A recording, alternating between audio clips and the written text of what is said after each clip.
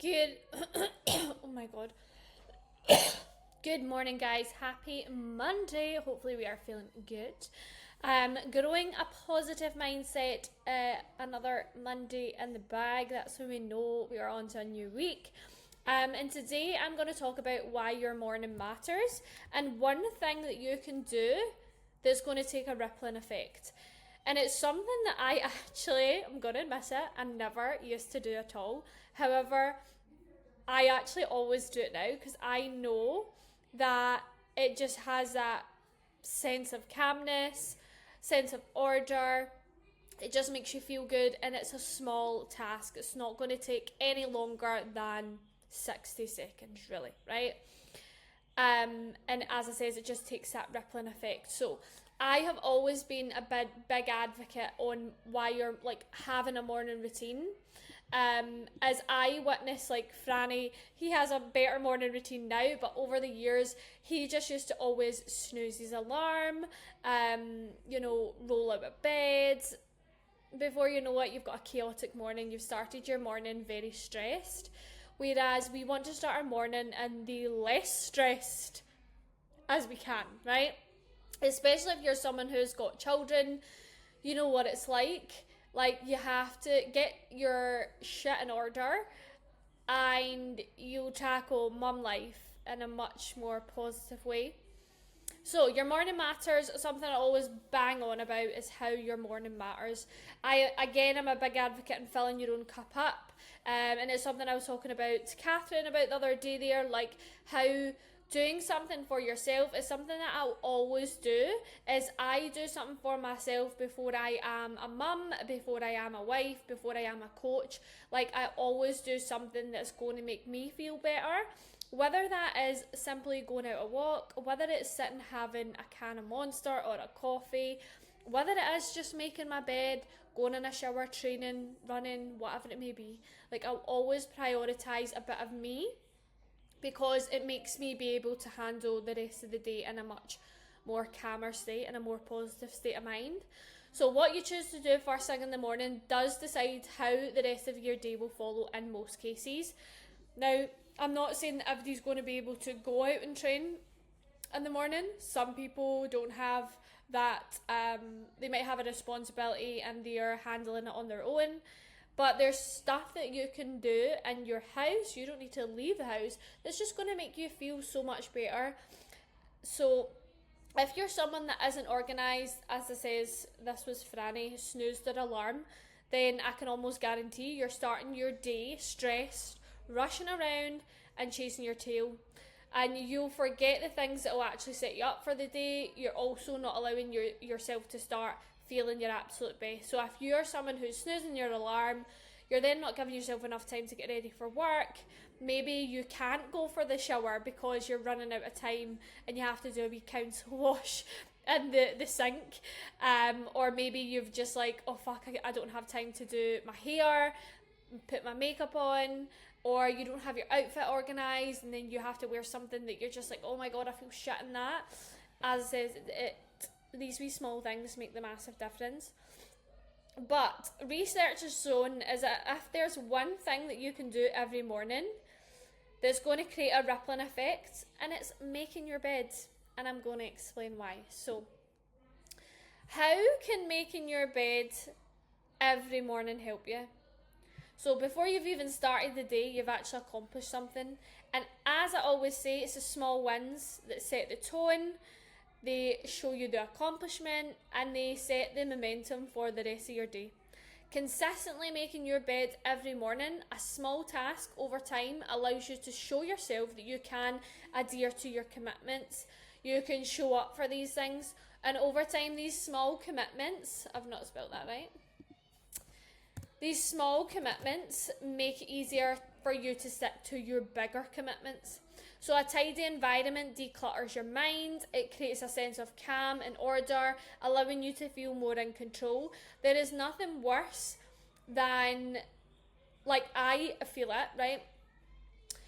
And I done this, maybe it must have been just before school holidays, I remember like one morning I didn't make the bed, and I actually hate coming home after I've done my training and Leo's at school, pick him up from school, all of that, and coming home. I hate coming home to like an untidy house. And when I walk in my house, I've got my kitchen on the right, but also I've got my hall, and straight away I can see my room. And if I see that untidy, now I'm not Mrs. What's her name? Finch?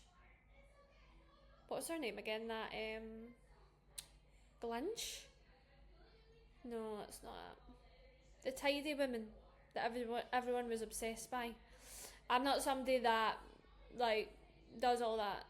No, I can't remember her name. It's gonna annoy me. I'm not like a massive clean freak in terms of that, right? But I do like to clean. I like to be tidy, right? But I'm not saying that sometimes I do have dishes. Sometimes I do have clothes lying around, right? I'm not like that. In terms of, like, I don't have a show home, and that's something that I accept. I've got a child, it's not going to happen. However, when I walk in my house and I first of all see a unmade bed, like, it just instantly makes me feel anxious, because I'm just like, oh my god, like, I need to do that before then, I need to work, I need to sort that out. So as it says, the rippling effect, so one small action just dominoes into another. You make your bed, then you might go for a morning walk, or you might read a book, that kind of positive domino effect goes into the next. And it also gives you that self-respect. So when you actually start to take care of things that are yours, at the end of the day, you paid for your bed, you paid for your duvet, you paid for your pillows, etc., etc. We should take care of that, no matter how small or how big something is. Like, that means that is your hard work there. You've been able to do that. Some people don't have beds, some people don't have covers. Like, so we should appreciate these small things. And you're showing yourself that you matter, your environment matters, again, allowing that domino effect. Now, research was done and shown that 71% of people found that by making their bed every day has allowed them to have more positive thoughts, more positive outcomes throughout the rest of their day.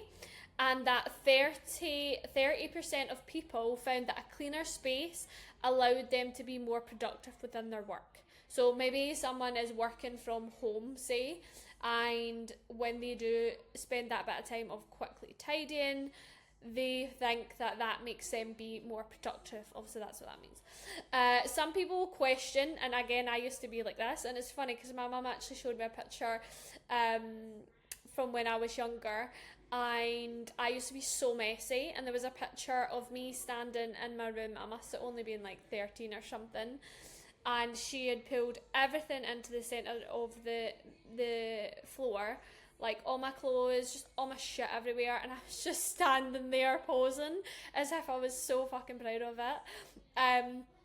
But as I say, I used to be like this, like not really valuing actually the things that I should appreciate.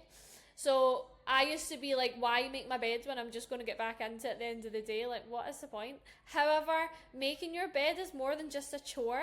It's the little things that make the big impact on the rest of your life, on the rest of your day.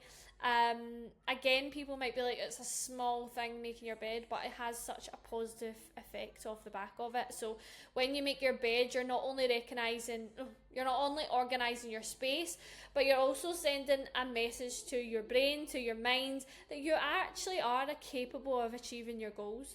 And over this time, the mindset will boost your self-esteem, your confidence, empowering you to face bigger challenges and having a more positive outlook. So, oh my god, I made my bed this morning, like, and keeping that going, like, it does make you feel good. So if you're someone who's struggling to build a morning routine, start off with this. So start off with, now I know that these things are hard. I know that making a morning routine, a nighttime routine, it can be hard. Life takes over, life's unpredictable. We don't always set out on the best foot, and that's okay. But doing these small things and gradually build from there, pairing them with another good habit, is how you build a routine. So start off with making your bed.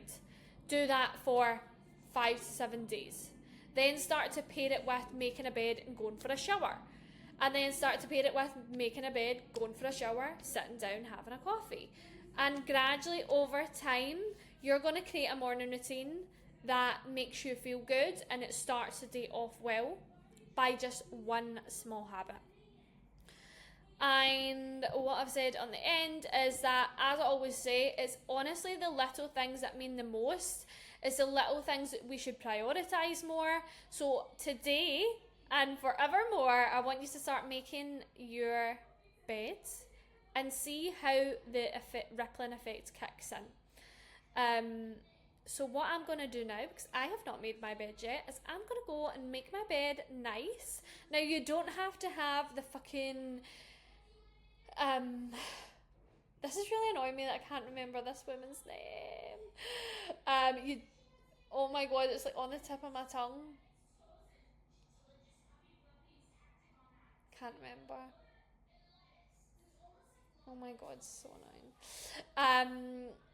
But you don't have to have the fucking 5 million cushions and the designer fucking duvet and blankets and all that. Like, it's just a duvet and covers. Like, just make it. And that'll start the rippling effect. So happy Monday, guys. Positive vibes always.